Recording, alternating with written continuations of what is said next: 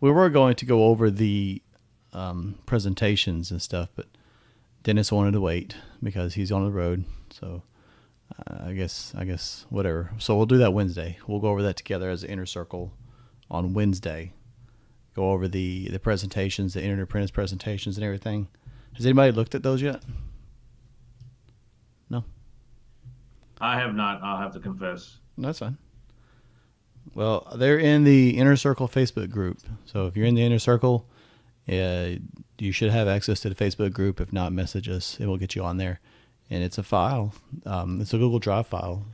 And you should all have access to it if you have a link. And it has all, excuse me, it has all of the resources we've been discussing lately kind of compiled into a series of presentations geared towards intern apprentices to be used, however, in conjunction with the catechism. So it does not replace the catechism. Obviously, you don't replace that. It's required by law, but it's just to deepen the understanding that these guys get as they're getting their EA and preparing and learning everything. Because there's too often you see where you hear about a brother that was getting either his EA or fellowcraft or even his master's catechism and working on it, and he would ask a question and his mentor had no idea about the answer. And it's usually brushed off like, "Well, worry about that after you finish turning it in." Well, no, it's a marathon. It's not a race. And so this idea that you have to actually race to get all your catechism turned in before you can actually start learning other things and getting answers to things is kind of asinine. And I don't mean that disrespectfully because often people don't know what they're taught. So if you ask somebody and they were never taught, they were never given more light as they're going through their catechisms, they're just kind of, it's almost a self-fulfilling prophecy. So if you're not creating that environment in your lodge, it's going to continue manifesting that way until you kind of break that cycle. Anyway, so that's what the presentation is geared towards. If y'all like it, if you have any interest in it, and like I said, we'll go into depth, I guess is the word, on that on Wednesday together. And if you see there's value in it, I could do it for fellow craft and for the masters. Dennis wants to add some stuff too.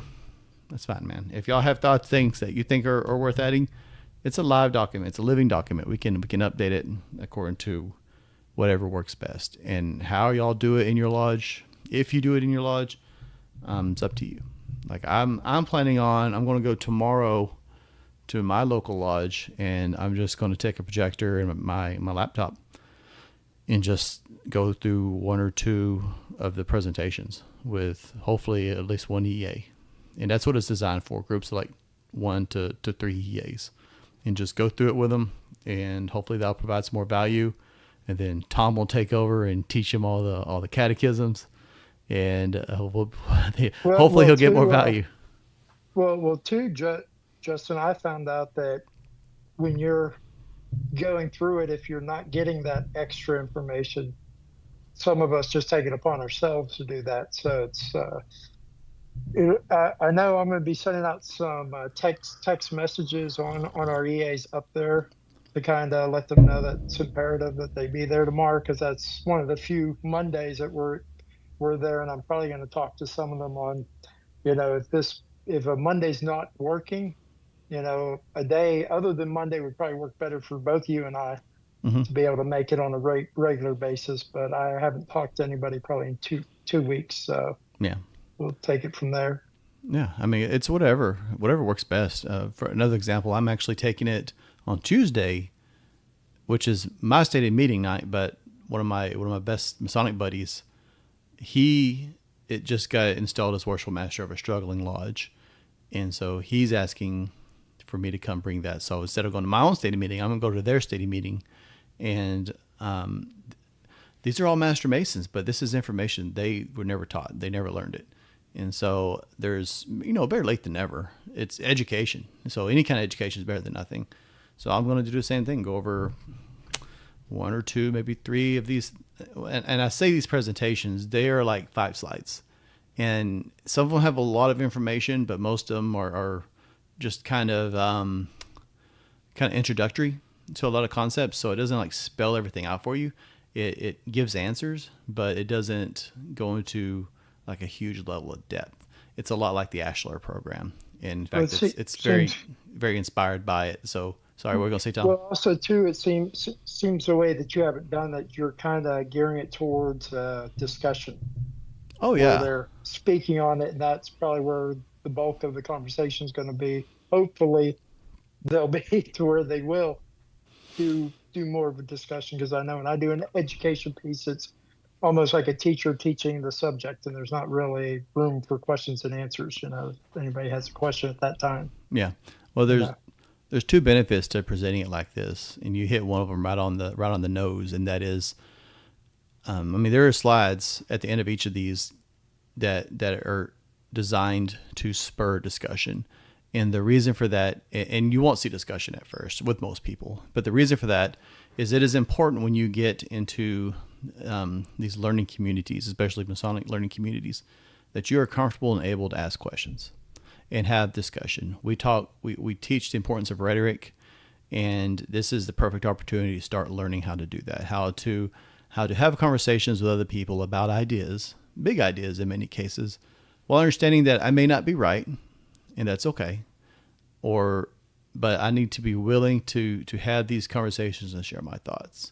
The other benefit is that by creating these presentations and sharing them, these brothers are getting exposed to this idea of this Masonic education, and that it's important in the fraternity. And so, especially if you coincide this with the idea of requiring brothers to turn in their own educational piece before they progress, which we don't do it at Grandview yet at my lodge, but I'm just saying, not yet.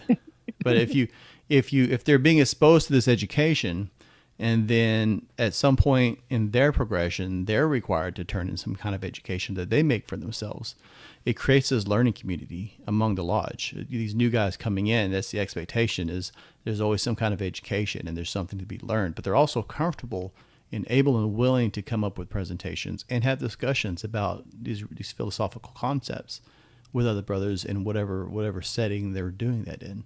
And so I know I'm monologuing tonight, but I'm excited about this because we've been talking about education and the importance of education for a really long time. And I feel like this is really just, and I always wanted something for this specific purpose, for these guys as they're going through it, almost like an orientation, but also at the same time explaining things that they're seeing that are not specifically explained in the catechisms and may or may not be in the monitor, but EA's fellowcrafts, they don't really usually have access to these things. So it's explaining things that they have, that the information is out there. There's nothing secret about any of this stuff, but it's also just kind of giving them a really good idea of what everything that they've done means. I'll take a breath now. Hi, Daniel. Danny Dutt. Hello. How are you doing, my friend and brother Justin Jones? Good. And all my other friends and brothers out there too. To steal your line. Good to see you, man.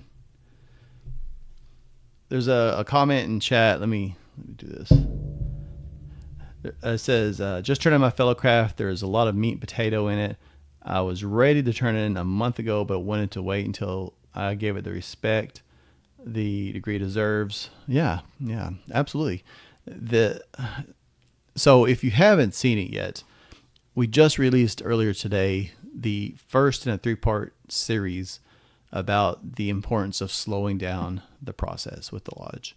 And lots of good feedback already lots of good conversations in the Facebook posts and things like that. So that's exciting. But this idea of I know why we do it, because everyone puts the master's degree on a pedestal, and once you're a master, you're paying dues. And so there's this excitement to get them all the way to the master's as fast as possible, because everyone thinks it's a cool degree, and now they're dues paying Masons, and they can go to the officer line, which is like all of these things that are deemed as really important, but why are they important? I mean, let's just unpack it, right? Like, so if you, the argument that they could be dues paying members, well, that's great. Does your lodge actually charge enough in dues to cover the cost of anything? Like, are your dues intentional that they cover the bills, or is this just a number that you've arbitrarily picked? I mean, if it's, unless it is like a very specific number with a very intentional purpose for the betterment of your lodge, what's the rush in getting them to do that? What's the rush on putting them in the lineup? Because most Master Masons, especially the new ones, are not ready for the lineup. They're just not. You can start throwing them in steward's position or something, but I would even think, even as a new Master Mason, you need some time before you get into that progressive line and start working your way up. And then the third one, like the master's degree itself, I mean, it's all right. I think the fellowcraft, that's just a matter of preference. I think the fellowcraft is better. I think there's a lot more, like you said, meat and potatoes. I think there's a lot more substance and depth to the fellowcraft degree myself. So I guess I just don't see the eye to eye with a lot of brothers that feel like there's a need to rush people through these degrees. So, hats off to you for taking time and feeling like you need to give it time to give it the respect it deserves. But also, I think this is the perfect opportunity to start including more substance to it, like the presentation we're talking about, this idea of these educational presentations. Obviously, you have to do the catechism. It's there. And so there's it is what it is. You just got to do it. And I wouldn't probably suggest doing anything with it anyway. Well, I think maybe it's a little long. But other than that, I think you need to have something. I think there's value in that. You want to have thoughts tonight other than me just sharing mine? I got about halfway through the new video upload that you and Dennis did, Justin, but I agree with slowing down the process, right? Like, I know for me, it was like, okay, you got your fellow craft. Now let's get you through this so quick so you can go get the masters, right? Mm-hmm. Because the catechism, that memory work is not as hard. Mm-hmm. It's not as intense. Having gone through the first one, right? Because you kind of get it a little bit more, so you pick it up a lot quicker.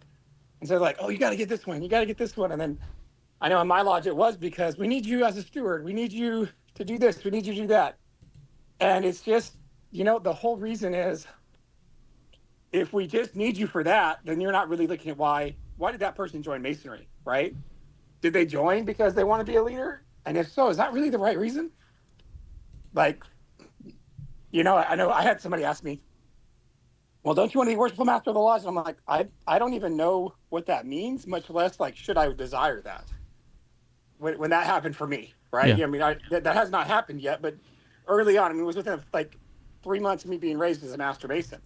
And it's like, to me, I shouldn't desire that because that's not necessarily what I joined Masonry for.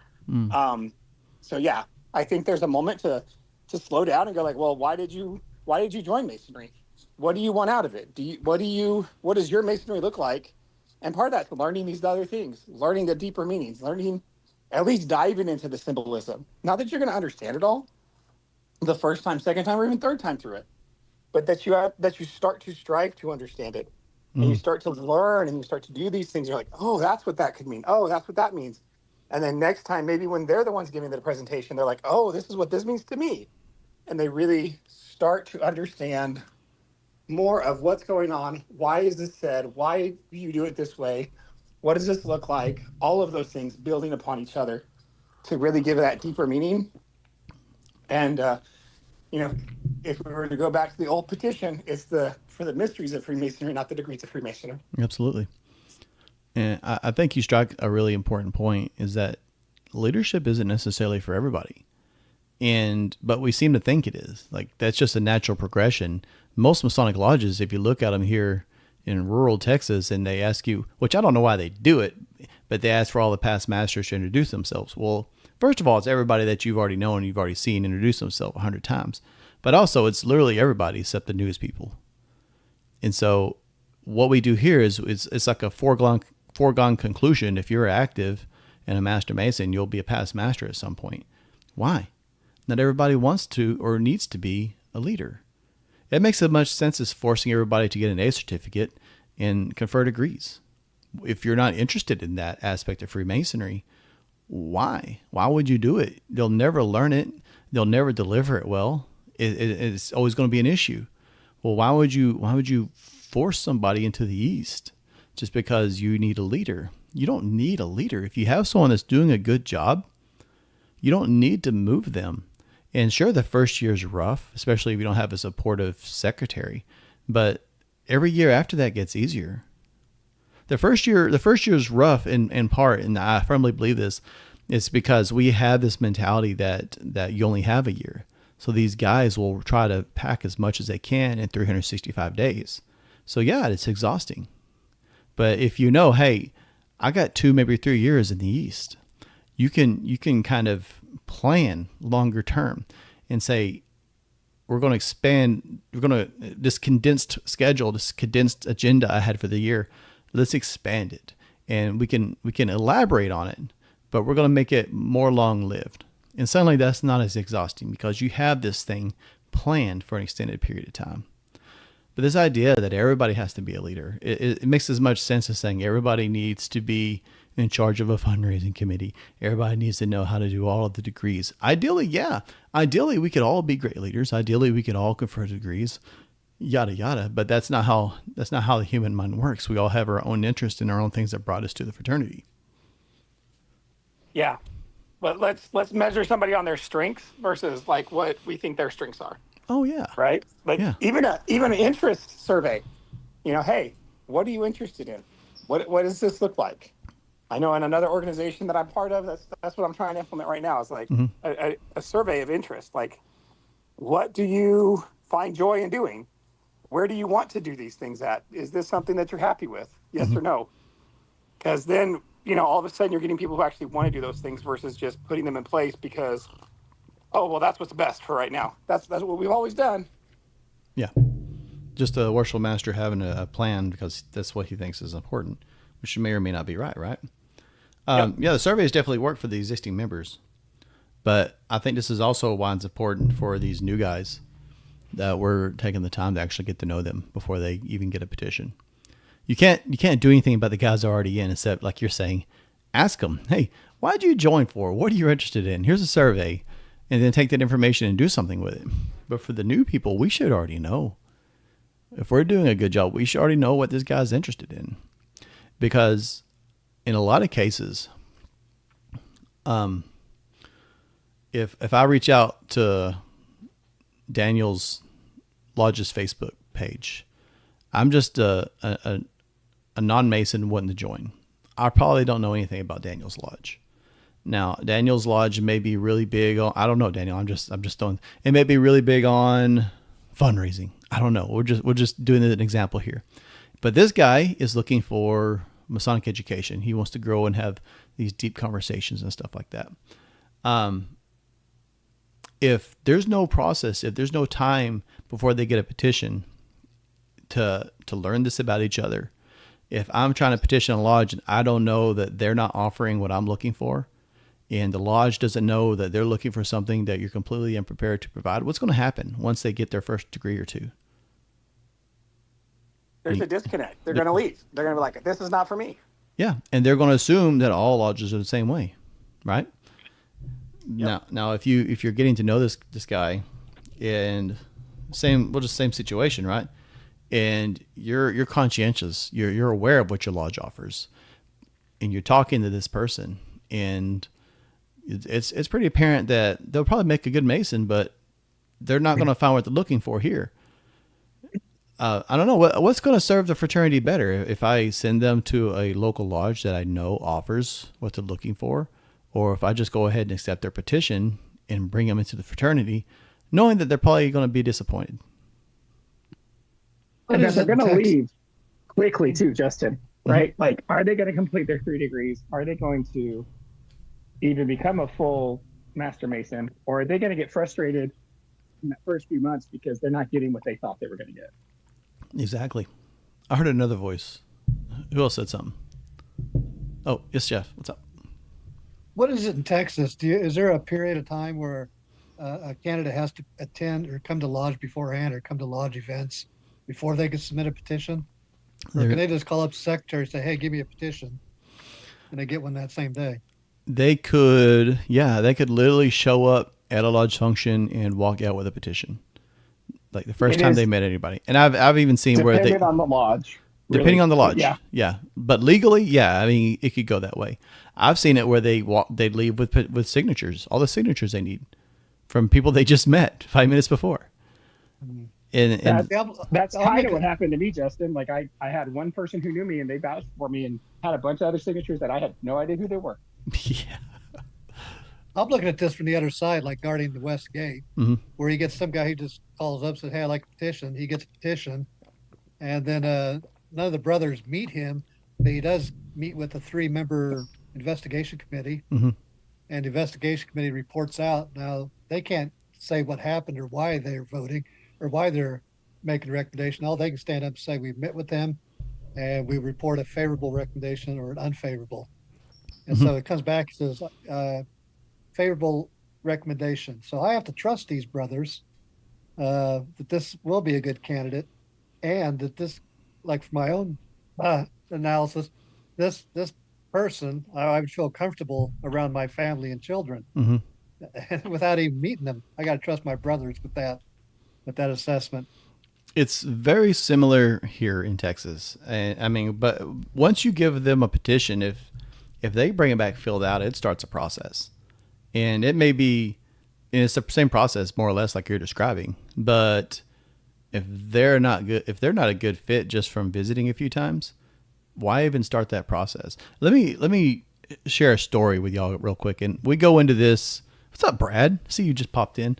But we go into this a little bit on probably like part 3 of this little mini series we're doing right now. But there's a lodge I know of. I'm not going to say where it is. And they did an investigation on a candidate for Masonry. And all of the reports came back favorable. And again, I know by Texas law that this brother should not have done what I'm about to tell you. And I've spoken with him. So don't jump up and be like, well, that's something you should do. I acknowledge this, but this, for informational purposes, I think there's a lot of value in this. Anyway, so the reports were received and they were all favorable. And one of the brothers stood up and said, "Hey, point of concern, this man owes like $12,000 in child support. And we are voting favorable to bring him into our fraternity, which has a financial obligation when he is already not taking care of his financial obligations." And ultimately, this guy did not get in the fraternity, and the lodge was mad at him for even bringing it up. Yeah. And Brad's like, "What?" Yeah, it's ridiculous. And so to the point of what I'm trying to get at, Jeff, is yes, we should trust that the investigation committee is doing their due diligence, but they're not always doing that. And if we lengthen that process before this guy even gets a petition, I'm saying, me personally, ideally like 6 months. Come to the lodge and visit for 6 months. Come to the meal, sit down with us, let us get to know you. And if at any point any of the brothers have a concern, this guy doesn't even get a petition. And so it adds another check to the system of checks and balances. Because I don't know how it is in Kansas, Jeff, but like we're 3 black balls. So if let's rewind to that brother's concern. At one point before we changed that law, when it was still 1 black cube, he could have took care of that right then and not even had the need to raise a concern. But here is 3 black cubes, which is very rarely, it's very uncommon unless you have a group of brothers that you've been discussing this with for a long period of time and have like this coordinated effort that you want to do something about. So that's not geared in favor to guarding the West Gate, if that makes sense.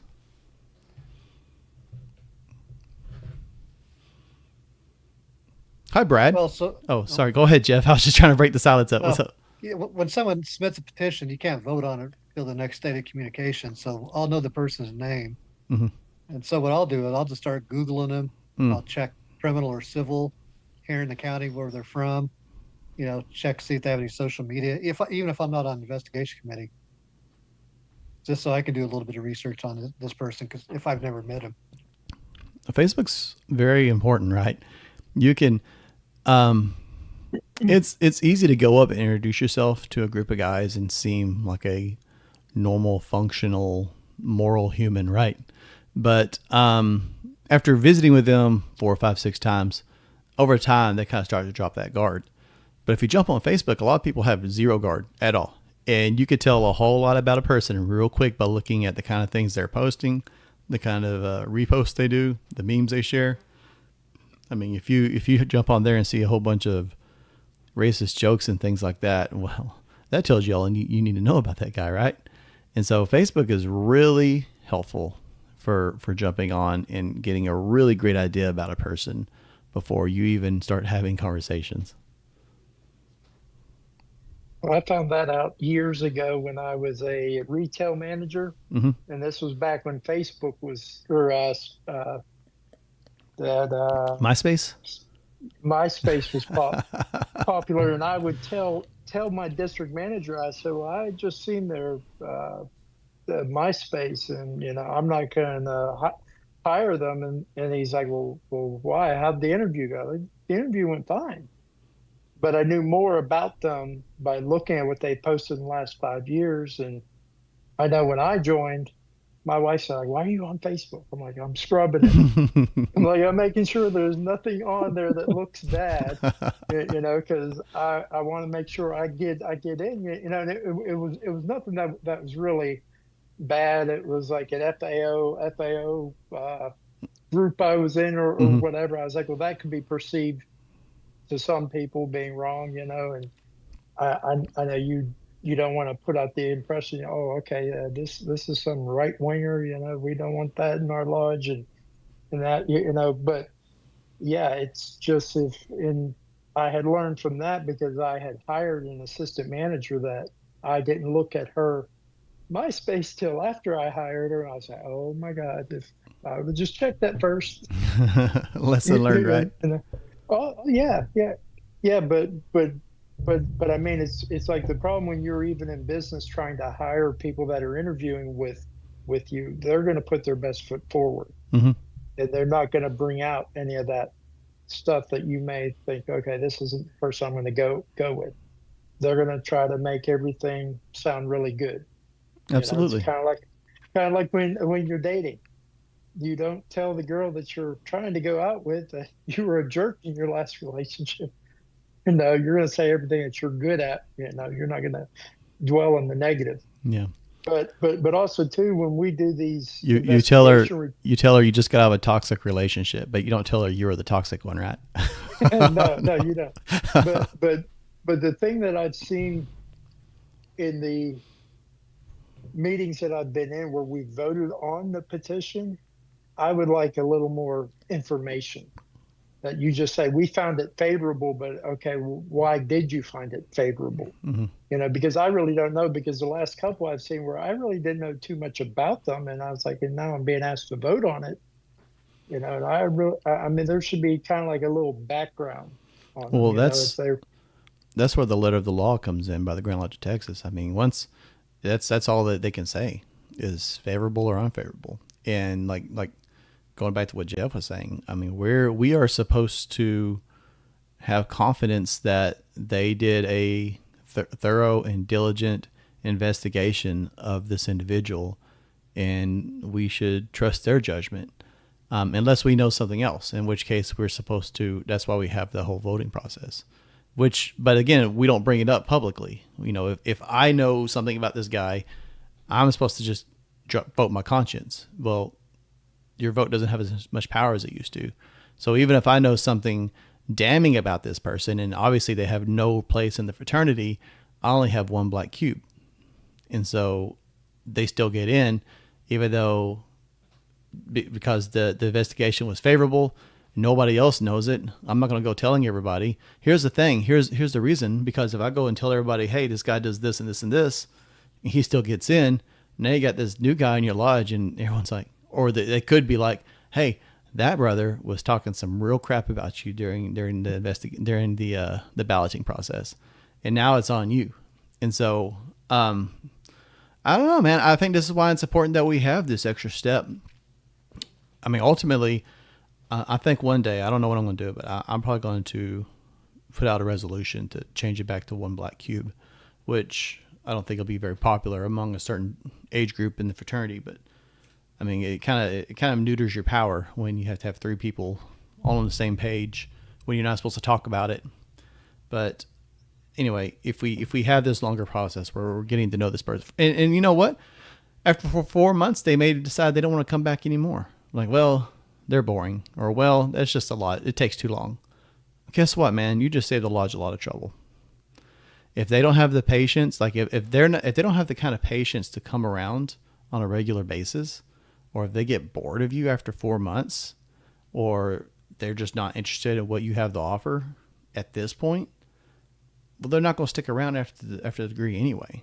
They're lukewarm. They're window shopping. And so you've saved the lodge a lot of trouble. Whereas if you just rush the investigation and push the vote at the next meeting and put the degree the week after that, I mean, you get him in as quickly and as fast as you can, he's still going to get bored after 2 or 3 months, if that long. Oh, there's memory work. There's a lot of it. This takes work.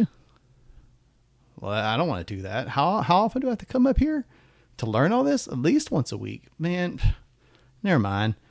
And, it only cost me like $100 to get in, so I'll just be done with it anyway, right? Well, see, that's some of the questions I think need to be answered, or at least told during that whole process before he gets a petition, or when you're talking with a guy to see if he's a good fit for the lodge. I always go back to, and I'll say this publicly, I don't think my investigation was done correctly. Mm-hmm. Don't get me wrong, I love Masonry and I love what we're doing.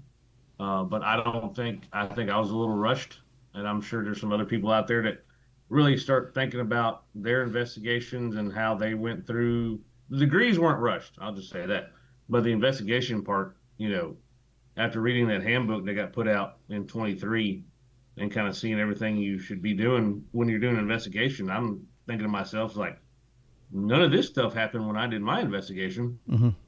I mean, I went up to the lodge and I got a petition and I had filled it out, and I had people that I had never known sign it, and they're like, okay, come back in a week and we're going to do an investigation here at the lodge.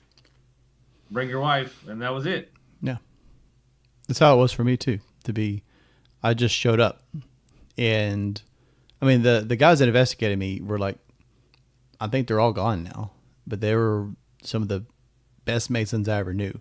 Were they into my kind of Freemasonry? No, but man, they could play some mean dominoes, and they knew to work backwards and forward.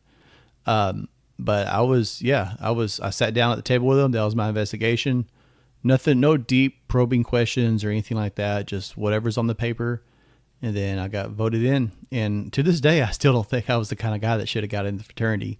I guess it worked out. Hopefully people think that. But for the longest time, I was not Masonic material. I just kind of got rushed in because I was young, and it had been a long time since anyone joined. And my granddad and dad were members of that lodge, so they just kind of streamlined it. But yeah, I didn't have any place being a Mason at that time. I was not a good representation of the fraternity. What do they call it in colleges, Justin? You're the alumni kid or something? Do what now? When you go to a college and you have the connection because your parents went there?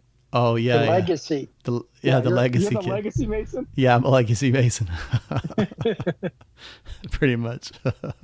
And and you were talking about a resolution on the black cubes. Mm-hmm. I don't have a big issue with the black cubes, because if you've done your due diligence, and if you, like you said, if you know something about that candidate or proposed candidate, you can go always put a protest in with the worshipful master. Mm-hmm. I think the resolution needs to be more of, there needs to be a waiting period, because correct me if I'm wrong, Justin, but I believe by law, if someone shows up and says, I want a petition, you got to give it to them. I don't believe there's a law on giving the petition. Let me look real quick. since you brought that up.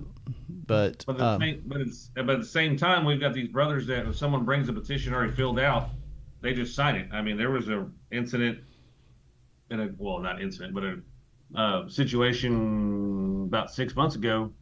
There was a brother who was there was a potential candidate. I gotta get my wording right here. That wanted to get my signature. I'm like, dude, I barely know you. I'm not signing your petition. I've met you like twice. Mm-hmm. Well, you're like, seriously, in like the 3 months, I've met you 2 times. Like, I don't know who you are. I'm not signing your petition as a reference or a recommender. Sorry, it's not going to happen. Yeah. So I think that's the problem we rush into is when that potential candidate brings a petition, and like you said, everybody just rushes to sign it real quick, which happened with my petition. And the people that signed my petition, I didn't know them at the time. I know them now, but I didn't have a clue who they were that signed my petition. Yeah. So I think that's the key right there is slowing down signing that petition to get him in the door even before we ever do an investigation. I agree wholeheartedly. I want to try my mic to top something real quick. 1 second. I don't want the clacking to drive y'all crazy. Clackety clack clack clack. Uh-oh. Yeah, when I joined, I really didn't want to take it slow because time is so valuable to me that I knew that I wanted to get right in to be able to go to all the different things. But I guess maybe you talk about slowing it down for people that we're bringing in and not trying to rush them. But if they want to take their time, I would say maybe let them take their time. But if they want to go, I mean, should we hold them back? Is that the question too? Or I think can y'all hear me? Am I back on? Yeah. I think if we stop putting the masters on on a pedestal, I think that's the issue because we people feel like this urge to rush because they want to get to the finish line, so to speak. Really, there is no finish line. It's just something. I mean, right? Like, I mean, you have to go back and learn the stuff that you wish you had learned as an EA or a fellowcraft as it is. I mean, the fellowcraft, dude. Like, just saying the memory work is so short, especially after you learn the EA and you kind of get a feel for the flow, right? For how it works and everything. For how fast people just rush through the fellowcraft and never look back, it is sad because the 90% of the content that we need to study and learn as a Mason, as a Freemason, is all there in that fellowcraft degree. It's all on that staircase, man. And we just move right past that. So I have Article 393 regarding petitions. And I'm not going to read the whole article, right? Because we're live and it'll drive everybody out of their mind. But the summary, so know your lodge is not legally, and I'll tell you how I found this so fast when we get off if you want me to. If Dennis isn't here, because he'll drive him up a wall. So you already know where this is going. But know your lodge is not legally required to give a man a petition for membership just because he asked for one. A man must be personally known and recommended by at least 2 members of the lodge. The lodge, and especially the worshipful master, has full discretion over whether or not to provide a petition. If a petitioner is not deemed suitable, the lodge does not have to explain or provide a form. So, Well, see, that's contrary to what I've always been told. I've always been told that they walk in and ask for a petition, you got to give them one. Yeah, that's I've heard that before. I've heard that before. Suffice it to say, like you don't. I don't know. If honestly, if the law did say that, I would down that hill, right? Oh yeah. I mean, if I just had someone that obviously was not a good fit for the fraternity and he asked for a petition, I'm not going to give it to him. I'm not gonna open that door a crack to him. And if someone wants to come argue with me about that, so be it, right? That's my opinion on that. So what else everybody got tonight? This has been good. I've had guys that came in years ago, and then they came back to the lodge after they've already gotten their EA, and they didn't finish, and then they went on with life, and then they came back later on, and they were acted like they were ready to do it again. And I went, and they were from other lodges, but they were like living in my area, and so I went through all the hoops to get their information transferred to our lodge so they could petition to advance, and then they quit coming. It was weird. It was like they wanted to join, and they're like, let's go through all the paperwork and the process. And it took a few months to get everything right before they can even petition for advancement. And then they were like, they just kind of ghosted me. Some people are fickle, right? It was pretty interesting. It's probably a good thing it took time, though. Yeah. You did all that, and they came over, and then they just dropped it anyway. Kind of, yeah. What's the purpose? Right.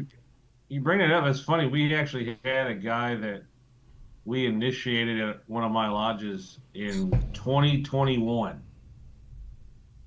Like, I wasn't even a member of that lodge yet.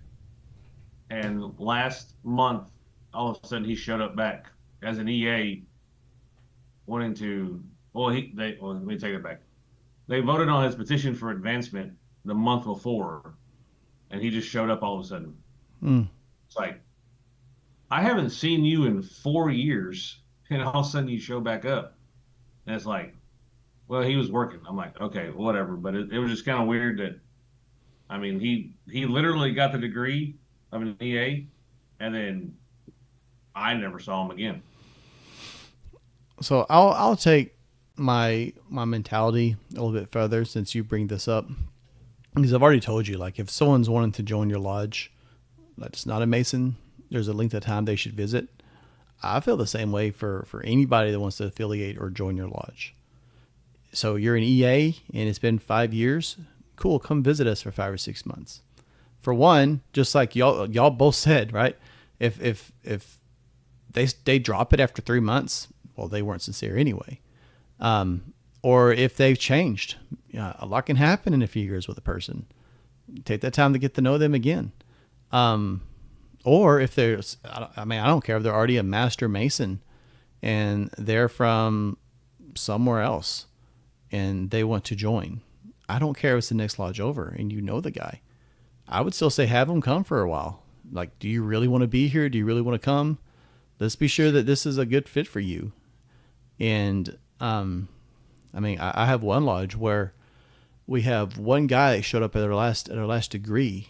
I say one guy, he's a master Mason, but he's affiliated with a lodge up at the Metroplex, and he didn't want to pay their dues because it's like $365 a year. Well, that's too expensive. Whoa, wait a second here. We just raised our dues. We're not at that point, but we're going to keep raising our dues now that we've started the process. So if you have an issue with paying money, that's a red flag to me, right? You should probably come check this place out for a while and be sure that this is a good fit for you, and be sure you understand that just because we're $135 right now doesn't mean a year from now it won't be $175 or $200. Like, where's this point where you're gonna do the same thing and bounce somewhere else because we're too expensive? So it's really valuable, really, at least in my opinion, that there's still this honeymoon phase. And I would also say, me personally, if the lodge is voting on somebody, I don't care if it's for affiliation or proficiency, that brother is not in that lodge room. That way people can vote what they think, what their heart is, without someone watching everything they do. My thoughts on that. since you poked that bear, Josh. Well, no, I agree. I mean, let's not start the conversation about paying dues and how much they should be, because that's a whole nother rabbit hole we can go down. But oh yeah, yeah. I mean, don't get me wrong. I mean, it's nice when your dues are only $75, but you're not getting anything out of that lodge. Then what are we even doing? So exactly. Dennis has said it, and you said it plenty of times. I would rather pay $500 a year to a lodge that gives me what I need for my masonry than sit here and pay $75 and do nothing but read minutes and gripe about the air conditioning. Absolutely. You're not accomplishing anything. It's a business meeting and it doesn't even sound like an enjoyable one if you're just arguing about the AC. Especially because that probably means you're hot while you're arguing about it. We lost Danny. Oh, there he is. Yeah. I hit the wrong button. Mm-hmm. Always pushing buttons, Daniel. What's this button do? That's what I'm good at, is hitting buttons. So there was a comment in the YouTube chat on the YouTube live talking about communication as well from the lodge to the candidate, right? Like, well, what are we doing on that side of things? Are we communicating this? And that's something that's come up for me recently at my lodge, is like, what are we doing to communicate back to the people who are getting the petition, mm-hmm. to the people who want this. This came up quite a bit this past Masonic year with some unset expectations versus set expectations, and communicating that to not only the members but the candidates as well. Right? Like, if you're going to hold somebody to come for 6 months, then you need to tell them up front. Oh yeah, I want you to come, and this is our expectation. And that might even go with, like, you know, are we communicating the fees? Are we communicating the degree fees? What the dues are? Are you communicating all of that up front clearly, so that way they understand, like, oh, this is what that commitment looks like. Mm-hmm. Oh, y'all do, you know, okay, y'all do 2 fish fries a year and a breakfast every month, and you expect me to show up to that on top of the meeting, on top of the memory work that I have to do during all of this, right? Like, oh, you know, did you actually communicate that and make sure that was clear? Like, this is what you're getting into, and it's not just, or, you know what I mean, or maybe your lodge does a really nice festive board once a quarter, and it costs $200 to go to. Are you gonna, you know, are you willing to tell somebody, this is what we do, this is what we expect at this lodge to participate in at that level? Mm-hmm. I mean, really make sure they understand what they're getting into as well. No, you're absolutely right. I agree with that. The Ashlar program that, like I said, inspired me really heavily with the stuff I'm doing. Actually has like a whole section for the candidate that kind of explains a lot of stuff up front. And I'm thinking about putting something together based off that and doing like what you're talking about. Now, granted, this would be more like ideally you have a process. It's like 6 months, 3 months, whatever your lodge thinks is best, that this guy has to come visit. And then once every quarter, you have this evening, a candidate evening, where you invite all the people that have been coming regularly, and they come in, and you sit down and you go over this introductory stuff. So it needs to be informative, but also brief enough that you're not holding them there for 4 hours, right? Because they're going to be like, oh, this is what Freemasonry is about, sitting and listening to people talk for 4 hours. But put together a presentation that explains, like you're talking about. Hey, there's a Freemasonry is not free. First of all, spoiler, get up and leave now if that bothers you. These are our dues. These are our degree fees. When are you expected to pay these things? There's a huge memory commitment. There's a huge time commitment. What does that time commitment look like? Well, you have the catechism. Do we have fundraisers? When are they and what are they? What are our meetings? How long do our meetings usually last? But also, even like if your lodge is self-aware enough, what's our vision and our mission? Like, what are we actually here to do as a lodge? Does this align with what you want out of the fraternity? Anything that would tell them about who you are, right?